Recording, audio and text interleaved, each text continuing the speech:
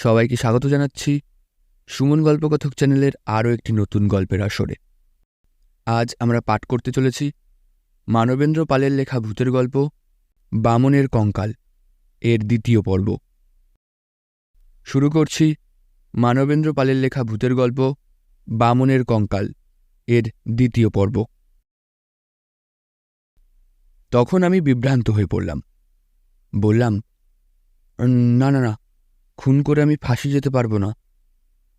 বুড়িমা বলল, দূর পাগল, পুলিশ টের পাবে কি করে?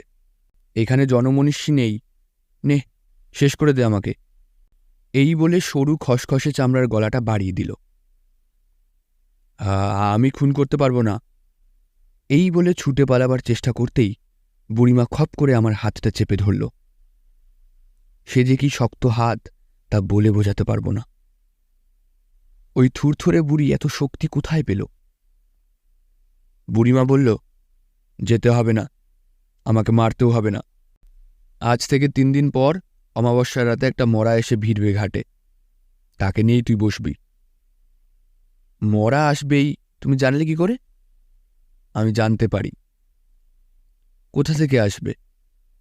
এখান থেকে 4 পথ দূরে গদাধরপুরের চামারদের একটা 14-15 বছরের ছেলে মরবে। আমি তাকে দেখেছি, ভারী সুলক্ষণ আছে। কিন্তু সে মরবেই জানলে কি করে? বললাম তো আমি জানতে পারি। সে ক্ষমতা আমার না থাকলে তুই এসেছিস কেন আমার কাছে? শুনে কিরকম যেন ভয় পেয়ে গেলাম। বুড়িমা মনের অবস্থাটা ঠিক টের পেল। বলল, এই দেখ, এখনই তুই ভয়ে ভিমড়ি খাচ্ছিস, তোর দ্বারা কিচ্ছু হবে না।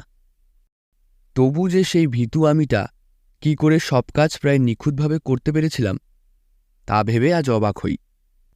সেদিনই গভীর রাতে বুড়িমা বললে, আমি একটু ঘুরে আসি, তুই একা থাকতে পারবি তো?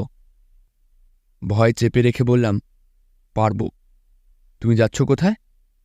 রেগে মেগে বুড়িমা বললে, অত খোঁজে তোর দরকার কি? বেশ, কখন ফিরবে বলবে তো? রাত থাকতে থাকতেই ফিরব।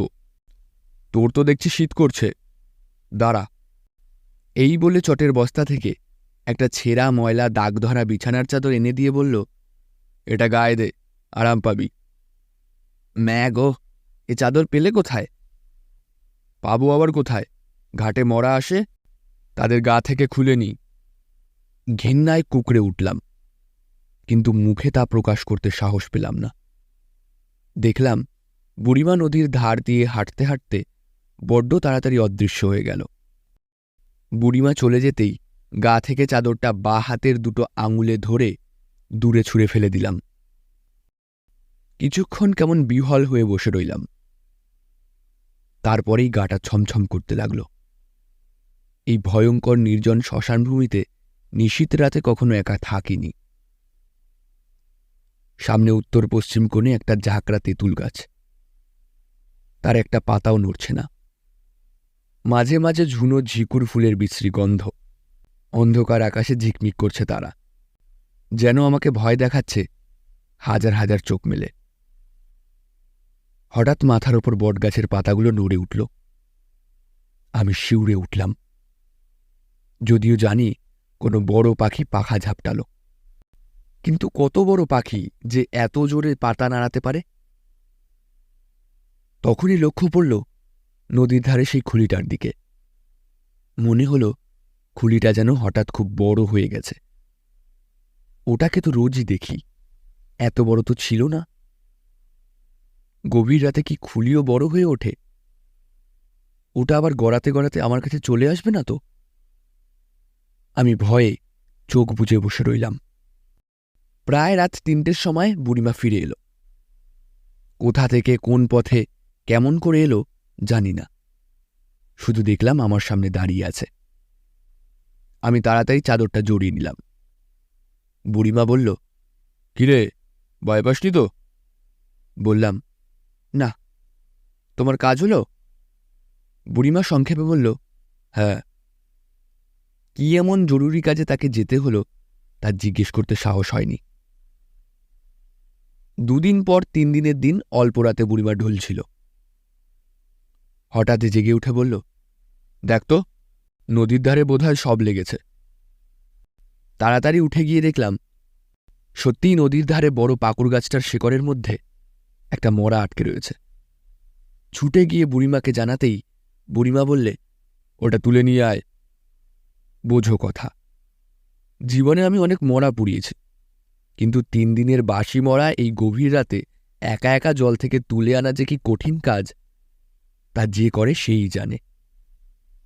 কিন্তু সব সাধনা করতে গেলে এসব আমাকে করতেই হবে। ছপাত ছপাত করে আমি জলে নেমে এগিয়ে চললাম। হাঁটু জল। মরাটার কাপড় পাকুড় গাছের শিকড়ে আটকে ছিল। কোনো রকমে ছাড়িয়ে মরাটা 2 হাতে পাজাকোলা করে তুললাম। মুখের ওপর অন্ধকারে হাত পড়তেই নরম নরম কি ঠেকল। বুঝলাম জিভ। ও বাবা, মরাটার জিভ বেরিয়ে গেছে। যাই হোক, সেটা তুলে নিয়ে এলাম। বুড়িমা ইতিমধ্যে কুশ বিছিয়ে মরাটার জন্য শয্যা তৈরি করে রেখেছে। বলল, ওটাকে পূব দিকে মাথা করে শোয়া। সেইভাবে শুয়ে বললাম, জিভ বেরিয়ে গেছে কেন? বুড়িমা খুব সহজভাবেই বলল, বোধহয় কেউ গলা টিপে মেরেছে। শুনে কেন জানি না বুকটা ছ্যাঁত করে উঠল। 14-15 বছরের ছেলেটাকে গলা টিপে কে মারল? একটা গভীর সন্দেহ বুকের মধ্যে খচখচ করতে লাগল। বুড়িমা যেন আমার মনের কথাটা বুঝে নিয়ে বলল, ভাবিস নে, ছোড়াটার সদ্গতি হয়ে গেল। নে, এবার ওর মুখে এলাচ, লবঙ্গ, কর্পূর, পান আর একটু মদ দে। এ সবই এনে রাখা হয়েছিল। মৃতের মুখে একে একে সব দিলাম। এবার সবটাকে উপুর করে দে। 2 হাতে আঁকড়ে ধরে উপুর করে দিলাম। এরপর সারা পিঠে চন্দন মাখানো, পায়ের তলায় আলতা দিয়ে ত্রিকোণ চক্র আঁকা, আরও কিছু কিছু আনুষ্ঠানিক কাজ করে গেলাম। তারপর বুড়িমার আদেশ মতো শবের পিঠে কম্বল চাপিয়ে ঘোড়ার মতো চেপে বসলাম। বুড়িমা শবের হাত পা শক্ত করে বেঁধে দিয়ে বলল, এবার যা যা মন্ত্র বলছি চোখ বুজে আওড়াবি। দেখিস, ভয় পাসনি। ভয় পেলেই কিন্তু মরবি। নে বল, ওং ফট। বল, ওং হু মৃতকায় নমঃ। বুড়ির মুখ দিয়ে যে এমন সংস্কৃত কথা বার হবে আমি ভাবতে পারিনি। অবাক হলাম, কিন্তু বুড়িমা তখন অধৈর্য হয়ে তাগাদা দিচ্ছে। কিরে, বল। মন্ত্র পড়তে লাগলাম। মন্ত্র কি একটা দুটো? মন্ত্রের যেন শেষ নেই। মন্ত্র জপতে জপতে চোয়াল ধরে গেল, গলা শুকিয়ে গেল, তবু জপেই চললাম। রাত 2 প্রহর হল। চারিদিকে চাপচাপ অন্ধকার। নদীর জল কালো অন্ধকারে ঢেকে গেছে। দূরে কাঁসার ঝোপে শেয়াল ডেকে উঠল। হঠাৎ আমার মনে হল, এই নির্জন শ্মশানে আমি একা মৃতদেহের ওপর বসে আছি। বুড়িমা নেই। জানি ভয় পেলে চলবে না, তাই মন শক্ত করে মন্ত্র আওড়েই চললাম। তারপরেই মনে হল মরাটা যেন থরথর করে কাঁপছে। শুনেছি এরপর সব আমাকে ফেলে দিয়ে উঠে বসবে, কিন্তু পড়ে গেলে চলবে না। সেই ভয়ঙ্কর অবস্থা কল্পনা করে আমি সিদ্ধির প্রথম ধাপে পৌঁছেই শবের ওপর থেকে লাফিয়ে নেমে ছুটে পালালাম শ্মশান থেকে।